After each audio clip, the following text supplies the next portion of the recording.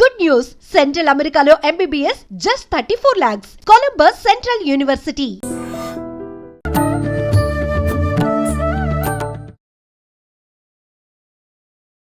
నమస్కారం, welcome to I dream. ధర్మ మార్గం విత్ విజిత కార్యక్రమానికి స్వాగతం. ప్రస్తుతం మనతో పాటు ఉన్నారు మహాబగల్ అఘోరా తంత్రి బ్రహ్మశ్రీ వెనంపల్లి నిశాంత్ శర్మ అవధాని గారు. ఇప్పుడు వారితో మాట్లాడి మరిన్ని విషయాలు తెలుసుకుందాం. నమస్కారం అండి. మహాదేవ. సాధారణంగా ఇది ప్రతిసారి మాట్లాడుకునే సబ్జెక్టే, కాకపోతే మళ్ళీ ఒకసారి మాట్లాడదామని చెప్పి అడుగుతున్నాను. బ్రాహ్మీ ముహూర్తం, నిజంగా బ్రాహ్మీ ముహూర్తం యొక్క ప్రాధాన్యత చాలా ఎక్కువ అని చెప్తూ ఉంటారు. మనం సాధారణంగా మిగతా రోజుల్లో చేసే విధానాల కన్నా కూడా ఈ సమయంలో చేస్తే ఎక్కువగా ఫలితం ఉంటుంది అంటారు. అంటే పూజలు కానివ్వండి, జపాలు కానివ్వండి. నిజంగా ఇది వాస్తవమా? ఎందుకని అంత ప్రాధాన్యత? అమ్మా, మనకు వాస్తవానికి ఏంటి, బ్రాహ్మీ ముహూర్తం అంటే అర్థము చాలామంది చెప్పే ఉంటారు. ఎవరికి నచ్చింది వాళ్ళు చెప్తూ ఉన్నారు, దానికేం అభ్యంతరం లేదు. అసలైతే ధర్మపరంగా మనకు 2:42 బ్రాహ్మీ కాలం అనేది ప్రారంభమవుతుంది. ప్రతినిత్యము అంటే ఏంటి అని అంటే, ఆ సమయంలో గాయత్రీదేవి నిద్ర లేచే సమయం. సకల చరాచరాది దేవతామూర్తులందరూ లేవరు ఆ సమయంలో. కేవలము గాయత్రీదేవి మాత్రమే లెగుస్తుంది. ఆ లెగిస్తున్నప్పుడు అమ్మవారికి, ఇక మనం ఎవరైనా సరే మామూలుగా బెడ్ మీద పడుకున్నాము, లేచిన తర్వాత ఒక 5-10 నిమిషాల వరకు ఎంత మత్తులో ఉంటాము. అవును, ఏ పని చేయబుద్ధి కాక అట్లా ఒక 10 నిమిషాలు అట్లా కూర్చొనైనా నిద్రపోతాము. అలా అమ్మవారు కాస్త అలసగా ఉంటుంది.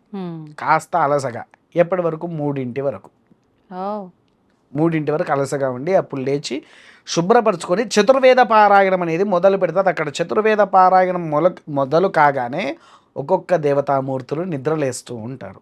మొదలు ఋగ్వేదంతో ప్రారంభమవుతుంది. అలా ఒక్కొక్క దేవులు లేచి స్నానాధిక ఆచరిత్యాలన్నీ మొదలు పెట్టుకొని ఇక వచ్చి వాళ్ళ స్థానంలో కూర్చొని ఎవరి వృత్తి ధర్మాలు ఆచరిస్తూ ఉంటారు. ఎవరి వృత్తి ధర్మం ఏదైతే ఉందో, ఈశ్వరుడిది ఒకటి, విష్ణుమూర్తి ఒకటి, లక్ష్మీదేవి ఒకటి, దుర్గా ఒకటి, గాయత్రి ఒకటి, సూర్యుడు, చంద్రుడు, ఇలా ఒక్కొక్కరి ఆచార విధానాలు వాళ్ళు పాటిస్తూ ఉంటారు. విన్నారా?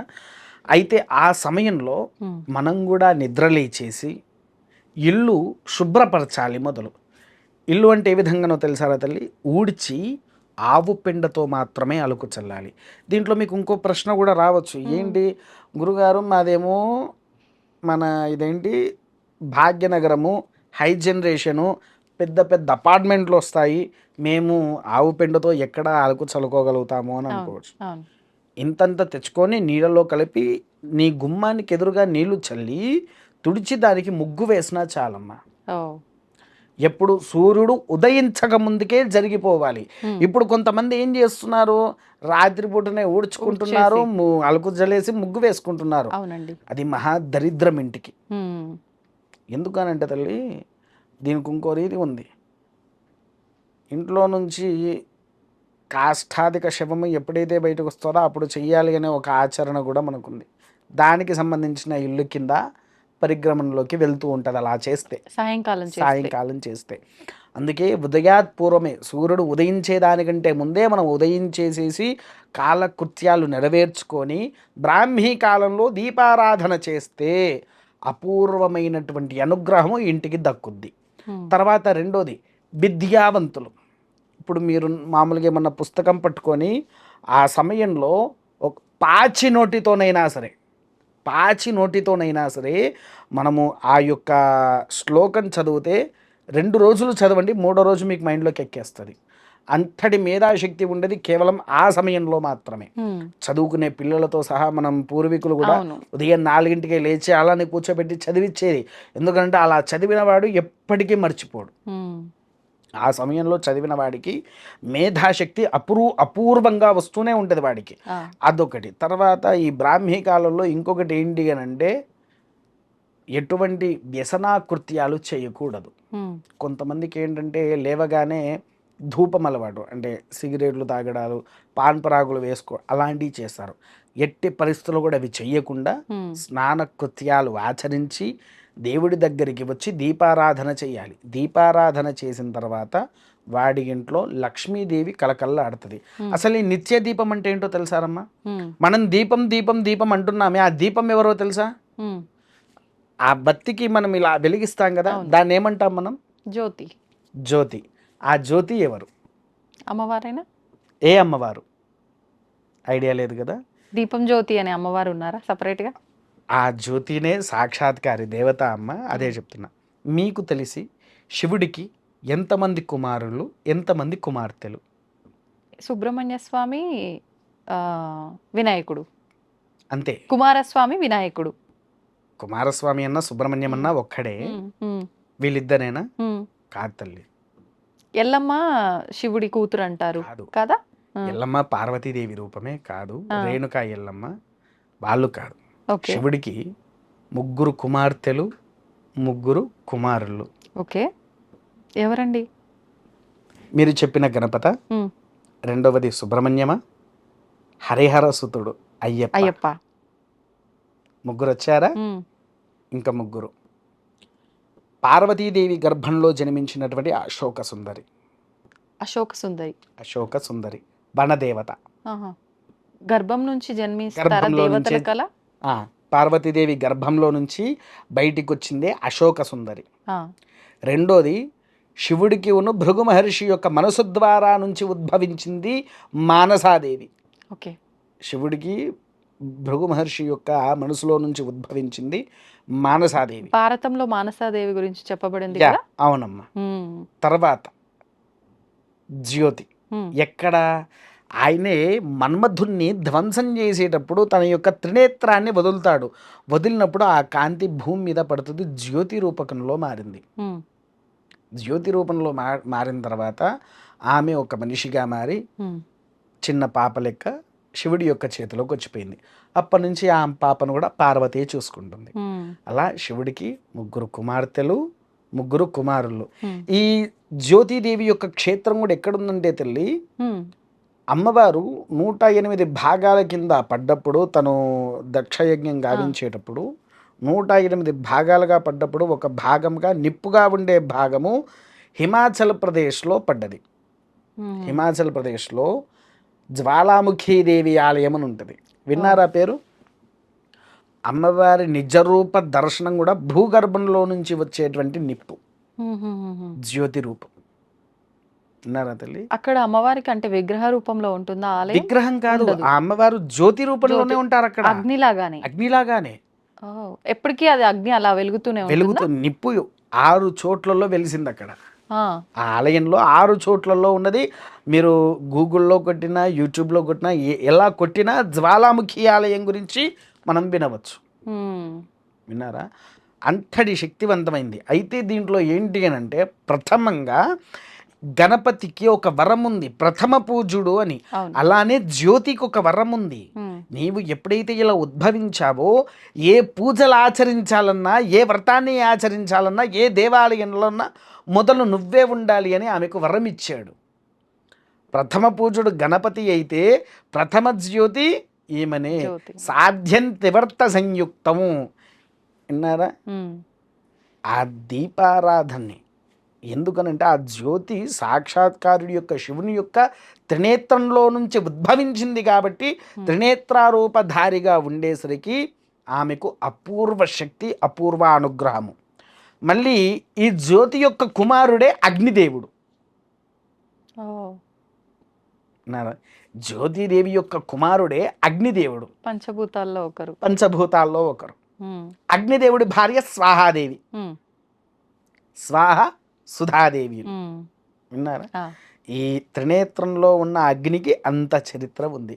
మొదలు పుట్టింది జ్యోతి, రెండవది అగ్నిదేవుడు. అంటే అగ్నిదేవుడు శివుడికి తాత. విన్నారా తల్లి?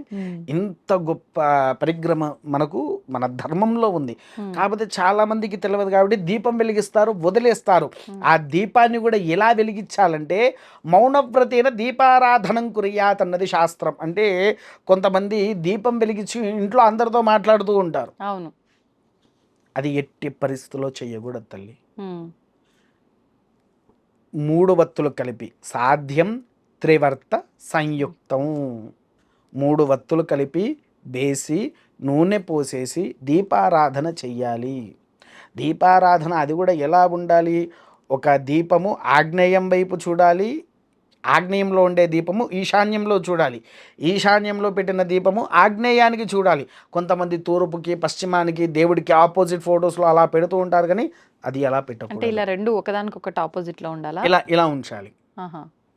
ఇప్పుడు నువ్వు ఉన్న వైపు తూర్పు తల్లి, మ్మ్. నువ్వే ఒక దేవుడి ఫోటో అనుకుందాం, విగ్రహం అనుకుందాం, ఏమన్నా అనుకుందాము. మ్మ్. నీ ముందు దీపం వెలిగించకూడదు. ఇటు ఒకటే వత్తి ఇటు ఒకటే వత్తి వేసి ఇగో ఇట్లా రావాలి. Okay okay. అర్థమైంది? ఇలా క్రాస్గా. క్రాస్గా ఈ ఆగ్నేయంకి వస్తుంది కదా, ఇది ఆగ్నేయంలో ఉండేది ఈశాన్యం వైపు ఈశాన్యం చూడాలి, వైపు చూడాలి. ఈ ఈశాన్యంలో ఉండేటువంటిది ఆగ్నేయం వైపు చూడాలి. మ్మ్. అలా చూస్తేనే మన ఇంట్లో సకల ధర్మ క్రతువులు అనేటువంటిది మనం ఆచరిస్తాము తల్లి. ఓకే. విన్నావా? అంతటి అమోఘమైనటువంటిదే ఈ దీపంలో ఉండేటువంటి శక్తి. అందుకోసమే మౌనవ్రతంతో దీపారాధన చేసి, మ్మ్. దీపారాధన చేసిన తర్వాత దానిపైన కుంకుమతో అలంకరణ చేసి మారుగా ఒక చుక్క నూనె వేయాలి. మళ్ళీ మళ్ళీ దీపారాధన అయిపోయిన తర్వాత. దీపారాధన మనం బత్తి వెలిగించాక కుంకుమతో బొట్టు పెడతాం కదా, ఆ. కుంకుమతో పెట్టిన తర్వాత మారుగా ఒక చుక్క వేయాలి. చుక్క వేస్తేనే ఆ దీపం భగవంతునికి చెందుద్ది.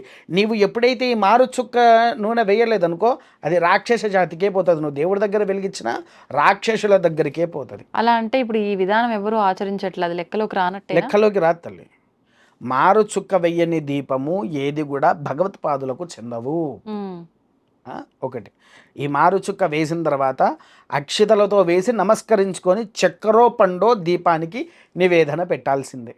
ఇలా పెడితే ఆ ఇంట్లో సర్వంగా అన్ని పనులు ఇప్పుడు చాలామంది అనుకుంటారు నేను ఏ పని చేసినా విజయం సాధించట్లేదు అని అనుకుంటారు కదా, ఈ ఒక్క పని ఆచరించండి, సక్కలంగా వారికి అనుకున్నటువంటి రీతిలో విజయం అనేది వాళ్ళకి చేకూరుతుంది. ఇప్పుడు ఈ దీపారాధన చేసేటప్పుడు కూడా ఎన్నో రకాల సందేహాలు. మళ్ళీ ఎటువంటి ఆయిల్ యూజ్ చేయాలి, నెయ్యితో అంటే అందరూ నెయ్యి తెచ్చుకొని చేయలేరు, కొంతమంది నువ్వుల నూనె అంటారు, కొంతమంది దీపారాధనకే సపరేట్గా దొరుకుతుంది ఆయిల్ అదంటారు, రకరకాలుగా చెప్తారు. అసలు ఎటువంటి విధానం ఆచరించాలి?